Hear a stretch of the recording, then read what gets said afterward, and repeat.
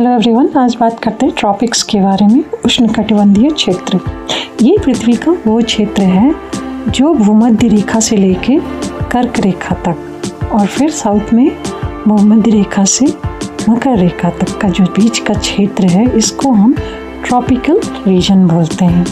और ये tropical region जो है दोनों गोलार्ध में है। उत्तरी गोलार्ध में 23.5 डिग्री अक्षांश रेखा जो कर्क रेखा है वहाँ तक, और दक्षिणी गोलार्ध में 23.5 डिग्री अक्षांश रेखा मकर, दोनों के बीच का पार्ट है। इसमें सालों भर क्या होता है, चूँकि विषुवत वृत्त से निकटता है तो सालों भर जो है तापमान हमेशा हाई रहेगा, उच्च रहेगा, और बारिश जो है वो बहुत ज़्यादा होगी। और मुख्य रूप से मौसम जो है वो ड्राई भी होता है और ह्यूमिड भी होता है। तो यहाँ पे सीजन्स है, क्योंकि गर्मी, सर्दी और ह्यूमिड और वेट और ड्राई स्पेल्स, जो अलग अलग सीजन्स हैं। तो ये टेम्परेचर की जो है बहुत सारी विशेषताएं हैं यहाँ पे इक्वेटोरियल रीजन में। वर्ष भर जो है तापमान अधिक रहता है। अगर औसत रूप से हम तापमान देखें तो महीने भर में 18 डिग्री सेंटीग्रेड से ऊपर ही रहता है, जबकि वार्षिक तापमान अगर देखें तो 25 डिग्री से 28 डिग्री के बीच का टेम्परेचर है, जो फ़ारेनहाइट में अगर हम मापें तो 77 से 82 डिग्री फ़ारेनहाइट के बीच में है। अब ट्रॉपिक्स में जो है बारिश जो है काफ़ी ज़्यादा होती है, प्रेसिपिटेशन काफ़ी ज़्यादा है, लेकिन ये एक क्षेत्र से दूसरे क्षेत्र में जो है काफ़ी विभिन्नताएं पाई जाती है। क्या हम जानते हैं ये जो पार्ट है उसमें सबसे ज़्यादा लैंड का पार्ट है। तो अमेजन बेसिन में जो है प्रति वर्ष जो है 3 मीटर बारिश होती है, जो कि 9 फीट है, जबकि जो इसी एरिया में, इसी ट्रॉपिक्स के अंदर जो सहारा रेगिस्तान है उसमें बहुत कम बारिश होती है, और ये औसत वर्षा जो है 150 सेंटीमीटर से भी नीचे है।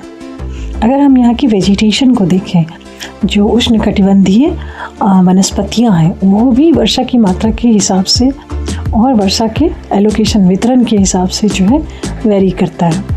तो ट्रॉपिकल रेन फॉरेस्ट जो होते हैं, जैसे उष्णकटिबंधीय वर्षा वन, वहाँ आप देखेंगे कि हमेशा जो है सालों भर बारिश होती है। जैसे अमेजन का बेसिन है, कॉन्गो बेसिन है, तो यहाँ पे क्या पाया जाता है, घने और सदाबहार जंगल भी पाए जाते हैं। इसके अलावा जो है ट्रॉपिकल रीजन में ही डेसिडुअस फॉरेस्ट होते हैं, जो उष्णकटिबंधीय पर्णपाती वन है। पर्णपाती क्यों है, क्योंकि एक विशिष्ट मौसम में क्या करते हैं, ये पत्ते गिरा देते हैं। मानसूनी फॉरेस्ट भी बोलते हैं इनको, जैसे मानसूनी वन है जहाँ कुछ पर्टिकुलर सीजन जो है वो ड्राई होता है, जैसे इंडियन सब कॉन्टिनेंट में, भारतीय उपमहाद्वीप में, दक्षिण पूर्व एशिया जो है। इसी तरह पानी बचाने के लिए जो है पेड़ जो है अपनी पत्तियां जो है इस पर्टिकुलर ड्राई सीजन में गिरा देते हैं। इसके अलावा सवाना के मैदान हैं, ये भी ट्रॉपिकल रीजन में है, विषुवतीय उष्णकटिबंधीय क्षेत्र में। इसमें क्या है, पेड़ जो हैं वो थोड़े दूर दूर पे होते हैं, जैसे कि कम वर्षा वाले क्षेत्र में सेंट्रल अफ्रीका में, नॉर्दर्न ऑस्ट्रेलिया में पाए जाते हैं। उस तरह यहाँ पे जो है घास के मैदान काफ़ी बड़े हैं।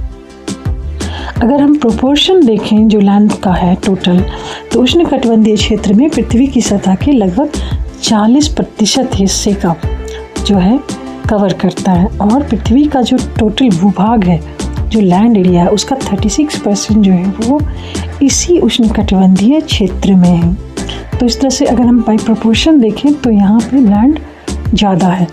ओशन जो है यहाँ उष्णकटिबंधीय क्षेत्र में कौन कौन से आते हैं, पैसिफिक ओशन आता है, अटलांटिक है और इंडियन ओशन है, हिंद महासागर। अब इन तीनों महासागरों की वजह से उष्णकटिबंधीय क्षेत्र में जो है कोरल रीफ्स काफ़ी ज़्यादा पाए जाते हैं। तो इस तरह से हम देखते हैं कि उष्णकटिबंधीय क्षेत्र में जो समृद्धि जीवन है, वो पारिस्थितिकी तंत्र जो है काफ़ी ज़्यादा डाइवर्स है, काफ़ी रिच है, और चूँकि यहाँ पे उपजाऊ ज़मीन भी काफ़ी ज़्यादा है, तो पॉपुलेशन जो है वो भी काफ़ी ज़्यादा है। विश्व की लगभग 40% आबादी जो है वो उष्णकटिबंधीय क्षेत्र में थी, अगर हम 2014 की काउंट्स को मानते हैं। तो ये संख्या जो है 2050 तक जो है अप्रॉक्सीमेटली 50% तक पहुंचने का ऐसा अनुमान किया गया है।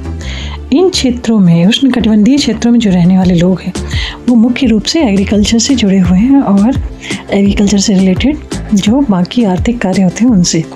और इसके अलावा उष्णकटिबंधीय क्षेत्र में खनिज संसाधन भी बहुत ज़्यादा प्रचुर मात्रा में है।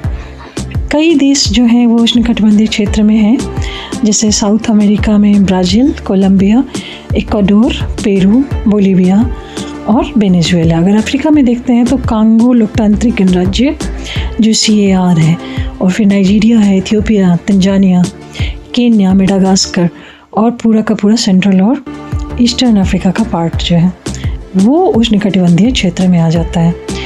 एशिया की बात करते हैं तो Bharat, Indonesia, Malaysia, Thailand, Vietnam, Philippines, Sri Lanka, ये सब जो है उष्णकटिबंधीय क्षेत्र में कवर हो जाते हैं। और नॉर्थ अमेरिका का भी कुछ पार्ट जो है, मैक्सिको का दक्षिणी हिस्सा और सेंट्रल अमेरिका और कैरिबियन आइलैंड्स जो है वो इस क्षेत्र में आ जाते हैं। ऑस्ट्रेलिया का जो नॉर्दर्न ऑस्ट्रेलिया का पार्ट है वो पूरी तरह उष्णकटिबंधीय क्षेत्र में आता है। अब यहाँ की हम जलवायु को देखते हैं और भूमि को देखते हैं। तो इन क्षेत्रों में जलवायु, जैसे कि हम ऑलरेडी बता चुके हैं कि गर्म है और अधिकतर ह्यूमिड होता है। यहाँ सालों भर तापमान क्या है, ज़्यादा रहता है, और वर्षा जो है वो सीजनल है। जैसे कि सेंट्रल जो इक्वेटोरियल जंगल है वहाँ पे रोज़ बारिश होती है, इसलिए अत्यधिक आर्द्रता होती है। ह्यूमिडिटी काफ़ी ज़्यादा है तो जंगल काफ़ी घने और ऊंचे होंगे। इसी तरह इकोसिस्टम अगर देखते हैं यहाँ का, तो सबसे ज़्यादा डाइवर्स अगर इकोसिस्टम है तो वो इस उष्णकटिबंधीय क्षेत्र में है, क्योंकि यहाँ वर्षावन काफ़ी घने हैं, सवाना के घास के मैदान हैं और इसके अलावा कोरल रीफ हैं। तो हर तरह के जीव जंतु जो है मिल जाते हैं। तो बायोडाइवर्सिटी काफ़ी ज़्यादा रिच है। उष्णकटिबंधीय क्षेत्र में ही सबसे ज़्यादा बायोडाइवर्सिटी पाई जाती है और इसमें पौधे और जानवर दोनों की काफ़ी ज़्यादा प्रजातियाँ पाई जाती हैं। जब हम लाइफ की बात करते हैं तो उष्णकटिबंधीय क्षेत्र में जो लोग हैं और उनका कल्चर है वो, जैसे यहाँ की जलवायु विभिन्न है, डाइवर्स है, उसी तरह लोग और उनकी संस्कृति भी बिल्कुल अलग अलग है। जीवन शैली भी जो है वो जलवायु और स्थानीय जो रिसोर्स होते हैं, संसाधन होते हैं, उससे जुड़ी होती है। क्योंकि यहाँ नदियाँ हैं, काफ़ी उपजाऊ ज़मीन है, तो कृषि जो है वो मेन पार्ट होता है लोगों का लाइफ का। इसके अलावा फिशरी है, मछली पकड़ना, और कई समुदायों के लिए बाकी बिजनेस चीज़ें वाली चीज़ें जो है, व्यापार, वो ज़्यादा मैटर करती हैं।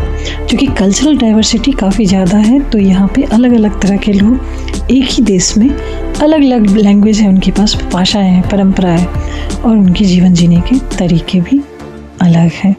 उसी तरह चैलेंजेस भी हैं, क्योंकि डाइवर्सिटी है तो जलवायु का परिवर्तन का जो है वो भी एक चैलेंज है। डिफॉरेस्टेशन भी काफ़ी ज़्यादा चैलेंज क्रिएट करता है, क्योंकि घनी आबादी वाले क्षेत्र हैं तो यहाँ पे वनों की कटाई जो है काफ़ी ज़्यादा होती है।